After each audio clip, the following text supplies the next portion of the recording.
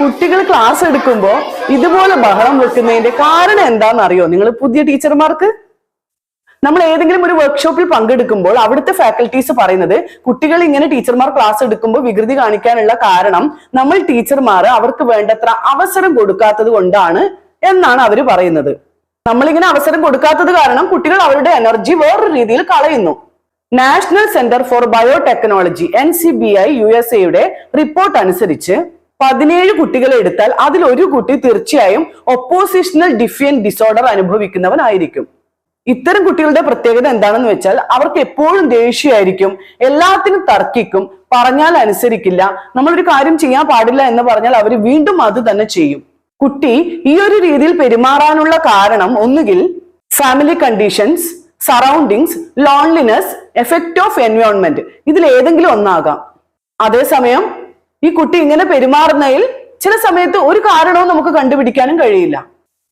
അപ്പൊ ഒരു പുതിയ ടീച്ചറെ എങ്ങനെ ഇതെല്ലാം കൂടി ഒരുമിച്ച് ഡീൽ ചെയ്യും? പണിഷ്മെന്റ് ഇല്ലാതെ കുട്ടികളെ എങ്ങനെ നല്ലവരാക്കാം? നമുക്ക് നേരെ വീഡിയോയിലേക്ക് പോകാം.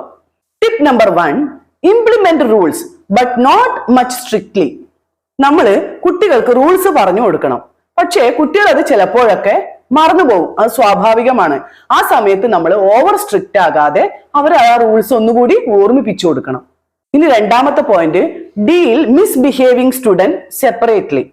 ഏതെങ്കിലും ഒരു കുട്ടി നിങ്ങളുടെ ക്ലാസ്സിൽ മിസ്ബിഹേവ് ചെയ്യുന്നുണ്ടെങ്കിൽ ആ ക്ലാസ്സിൽ മൊത്തം, അതായത് ആ ക്ലാസ്സിലെ എല്ലാ കുട്ടികളുടെയും മുന്നിൽ വെച്ചിട്ട് ആ കുട്ടിയെ വഴക്ക് പറയുകയോ ഉപദേശിക്കുകയോ ചെയ്യാതെ ആ കുട്ടിയെ സെപ്പറേറ്റ് ആയിട്ട് വിളിച്ചിട്ട് കാര്യങ്ങൾ പറഞ്ഞ് മനസ്സിലാക്കിക്കുക.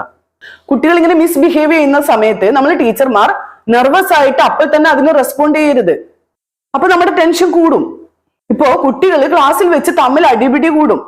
നമ്മളത് കഴിയുന്നതും ഇഗ്നോർ ചെയ്യുക, പിന്നീട് അവരെ വിളിച്ച് ഉപദേശിക്കുക. ഇനി അടുത്ത point, renew your relation with kids daily. കുട്ടികളുമായിട്ട് നിങ്ങളുടെ ആ ഒരു നല്ല റിലേഷൻ ഉണ്ടല്ലോ, അത് എല്ലാ ദിവസവും നിങ്ങൾ റിന്യൂ ചെയ്യുക. നല്ല രീതിയിൽ അവരോട് വർത്താനം പറയുക, തമാശ പറയുക, ആ ഒരു അടുപ്പം നിങ്ങൾ കുട്ടികളുമായിട്ട് എല്ലാ ദിവസവും ഉണ്ടാക്കി എടുക്കണം. അടുത്ത പോയിന്റ്, മീറ്റ് ദ പേരൻസ്. പേരൻസിനെ നിങ്ങളൊന്ന് മീറ്റ് ചെയ്യുക. അവരോട് കുട്ടികളെ കുറിച്ച് മോശമായ രീതിയിൽ സംസാരിക്കണം എന്നല്ല പറഞ്ഞത്, എന്നാലും കുട്ടി ക്ലാസ്സിൽ കുറച്ച് ഇങ്ങനെയൊക്കെ ചെയ്യുന്നുണ്ട്, അപ്പൊ നിങ്ങളുടെ ഭാഗത്തുനിന്ന് ഒരു സപ്പോർട്ട് നമുക്ക് വേണം. ആ ഒരു രീതിയിൽ നിങ്ങൾ പേരൻസിനോട് സംസാരിക്കുക. അടുത്തത്, keep changing your teaching style. നിങ്ങളുടെ ടീച്ചിങ് സ്റ്റൈലിൽ ഒരു വ്യത്യാസം വരുത്തുക. അതായത് സ്റ്റുഡന്റ് സെന്റേർഡ് ആക്ടിവിറ്റി മെത്തേഡ് ഉപയോഗിച്ച് ക്ലാസ്സിൽ നിങ്ങൾ പഠിപ്പിക്കുക. അപ്പോ കുട്ടികളുടെ ഡിസ്റ്റർബൻസ് നിങ്ങൾക്ക് ക്ലാസ്സിൽ കുറഞ്ഞു കിട്ടും. അടുത്ത point, try to engage students all the time. ഇത്തരം കുട്ടികൾക്ക് നിങ്ങൾ എപ്പോഴും എന്തെങ്കിലും വർക്ക് കൊടുത്തുകൊണ്ടേ ഇരിക്കുക. അവരെ എപ്പോഴും ഒരു ജോലിയിൽ എൻഗേജ്ഡ് ആക്കി ഇരുത്തുക. അടുത്ത പോയിന്റ്, പ്രൈസസ് ആൻഡ് അപ്രീസിയേഷൻ. കുട്ടികൾ നിങ്ങൾ പറയുന്നത് പോലെ അനുസരിച്ചിട്ട് വന്നാൽ, അവർ എന്തെങ്കിലും നിങ്ങൾ പറഞ്ഞ കാര്യങ്ങൾ പഠിച്ചിട്ട് വന്നാൽ അല്ലെങ്കിൽ നല്ല രീതിയിൽ പെരുമാറിയാൽ അവരെ അപ്രീഷിയേറ്റ് ചെയ്യുക. അതേസമയം അവർക്ക് എന്തെങ്കിലും പ്രൈസ് കൊടുത്ത് അവരെ മോട്ടിവേറ്റ് ചെയ്യുകയും ചെയ്യുക. അടുത്ത point, show them that you care.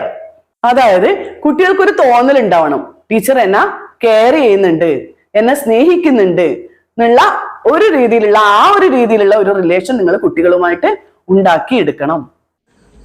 അപ്പോൾ ഇന്നത്തെ വീഡിയോ ഇത്രയേ ഉള്ളൂ. പുതിയൊരു വീഡിയോയുമായി നമുക്ക് വീണ്ടും കാണാം.